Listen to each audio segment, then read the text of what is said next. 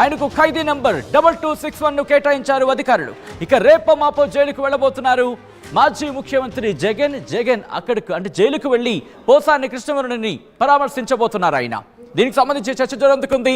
14 రోజులు పోసానికి రిమాండ్ విధించింది కోర్టు. మరి ముఖ్యంగా చంద్రబాబు, పవన్ కళ్యాణ్ అలాగే నారా లోకేష్ వీళ్లకు సంబంధించి వీళ్ళను తిట్టాడు అనే ఫిర్యాదుతో పోసానిని అరెస్ట్ చేయడం జరిగింది. పోలీసుల విచారణలో పోలీసులకు సంబంధించి పోలీసులు విచారిస్తున్న సందర్భంలో పోలీసులే షాక్ అయ్యేలా పోసాని కృష్ణమురళి ప్రవర్తన విచిత్రంగా ఉందట.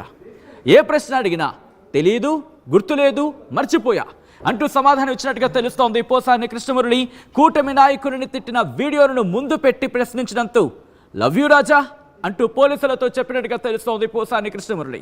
ఈ నేపథ్యంలో ఎందుకు ఇలా విచిత్రంగా ప్రవర్తిస్తున్నాడు? నిన్న కూడా తన సినిమాటిక్ డైలాగ్స్ని పోలీసులతో మాట్లాడిన సందర్భంలో కావచ్చు, లేకపోతే ప్రశ్నలు అడిగిన సందర్భంలో కావచ్చు, విచారణలో కావచ్చు, ఆయన తన సినిమాటిక్ డైలాగ్స్తో మాట్లాడినట్టుగా చర్చ జరుగుతోంది. సో ఇటువంటి నేపథ్యంలో ప్రస్తుతం ఎక్కడ ఉన్నారు? రాజంపేట జైలుకు ఎందుకు పోసాని కృష్ణమురళిని తరలించడం జరిగింది? సెంట్రల్ జైలు అంటూ కూడా చర్చ జరుగుతున్న నేపథ్యంలో ఇప్పుడు ఎందుకు పోసాని కృష్ణమురళికి సంబంధించి రాజంపేట జైలులో ఆయన ఉంచడం జరిగింది? పూర్తిగా తెలుసుకునే ప్రయత్నించేద్దాం. మా ప్రతినిధి కిషోర్ అప్డేట్స్ అందించేందుకు సిద్ధంగా ఉన్నారు. కిషోర్, ఇటు సెంట్రల్ జైలుకి సంబంధించి మాట్లాడుకున్న సందర్భంలో, సెంట్రల్ జైలుకి ఆయన తరలిస్తారనుకున్న సందర్భంలో రాజంపేట జైలుకి ఎందుకు తరలించారు? At the same time 2261 Khaidi number కేటాయించిన నేపథ్యంలో ఎటువంటి సిచ్యువేషన్స్ ఉన్నాయి అక్కడ? ఏదైతే పోసాని అరెస్ట్ చేసిన తర్వాత ఆ తర్వాత జరిగినటువంటి పరిణామాల నేపథ్యంలో మేజిస్ట్రేట్ రిమాండ్ విధించడంతో రాజంపేట సబ్ జైలుకు తరలించడం జరిగింది. ఆ సబ్ జైలుకు తరలించినటువంటి నేపథ్యంలో ఒక్కసారిగా కూడా ఏదైతే అక్కడ ఫెసిలిటీస్ సరిగా లేవు కాబట్టి ఖచ్చితంగా కడప కేంద్ర కారాగారానికి తరలించాలని కూడా అటు వైద్య విషయంలో కోరే అవకాశాలు స్పష్టంగా కనిపిస్తున్నాయి. అయితే మరోవైపు ఈ రోజు కానీ అంటే రేపు ఖచ్చితంగా అంటే కిషోర్, ఫెసిలిటీస్ అంటే ఎటువంటి ఫెసిలిటీస్ ఇక్కడ మెన్షన్ చేయడం జరుగుతోంది? అంటే సాధారణంగా ఆయన ఒక సెలబ్రిటీ కాబట్టి విఐపీగా ట్రీట్ చేయాల్సినటువంటి అవసరం ఎంతైనా ఉందన్నటువంటి భావన అటు వైద్య విషయంలో వ్యక్తం చేస్తున్నారు. అయితే సబ్ జైల్లో సాధారణ ఖైదీలు ఉంచేటువంటి సబ్ జైలు కాబట్టి అక్కడ అంతగా ఫెసిలిటీస్ లేవన్నటువంటి భావన అటు వైద్య సేవలు కావచ్చు, అదేవిధంగా పోసానికి సంబంధించినటువంటి బంధువర్గాలు కావచ్చు, అదేవిధంగా కుటుంబ సభ్యులు కొంత ఆందోళన వ్యక్తం చేస్తున్నటువంటి ఏదైతే తనకు ఆరోగ్య సమస్యలు ఉన్నాయో ఆరోగ్య సమస్యలు ఉన్నటువంటి నేపథ్యంలో కూడా ఆయన ఏదైతే సబ్ జైల్లో ఉంచడం వల్ల కొంత అనారోగ్య సమస్యలు ఏమైనా తలెత్తితే మాత్రం ఖచ్చితంగా కడపకు తీసుకెళ్లాల్సినటువంటి అవసరం ఉంది. కాబట్టి ఆ నేపథ్యంలోనే ఆయన కడప కేంద్ర కారాగారం తరలిస్తే మాత్రం ఖచ్చితంగా సూపర్ స్పెషాలిటీ హాస్పిటల్ ఉంది కాబట్టి అక్కడ ఏదైనా మెరుగైన వైద్యం అందించడానికి అవకాశం లేకపోయినటువంటి భావన అటు వాళ్ళ కుటుంబ సభ్యులు కావచ్చు, అదేవిధంగా వైద్య విషయంలో వ్యక్తం చేసినటువంటి పరిస్థితి కనిపిస్తుంది.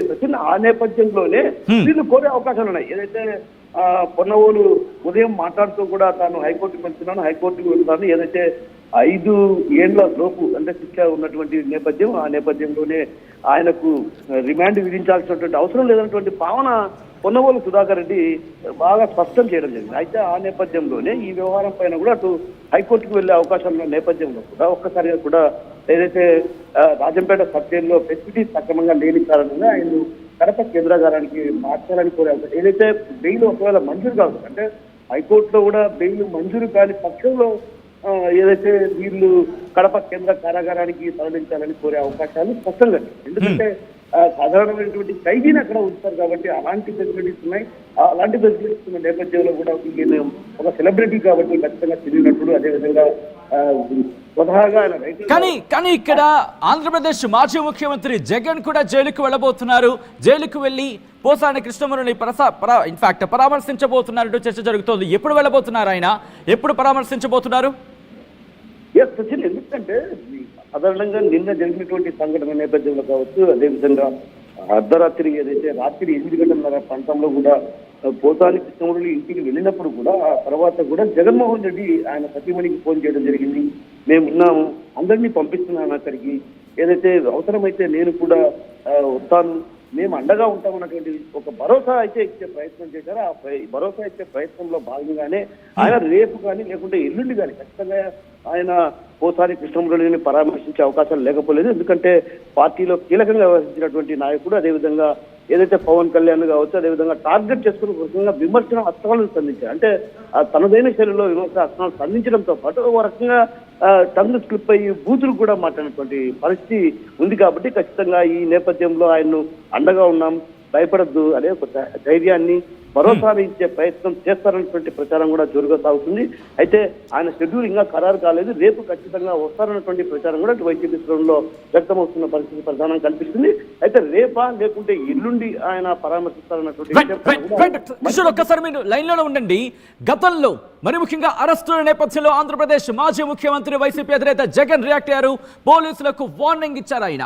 ఈ నేపథ్యంలో ఇటు వల్లభనేని వంశీ కావచ్చు, at the same time Posani Krishnamurali వీళ్ళిద్దరికి సంబంధించి అరెస్టులు అవుతున్న నేపథ్యంలో వైసీపీకి సంబంధించి మరికొన్ని కీలకమైన నేతలకు సంబంధించి అరెస్టులు జరగచ్చు కూడా చర్చ జరుగుతున్న నేపథ్యంలో ప్రస్తుతం ఆ మాటలు వైరల్ అవుతున్నాయి. ఇంతకీ ఆంధ్రప్రదేశ్ మాజీ ముఖ్యమంత్రి వైఎస్ జగన్ ఏమన్నారు ఇప్పుడు చూద్దాం.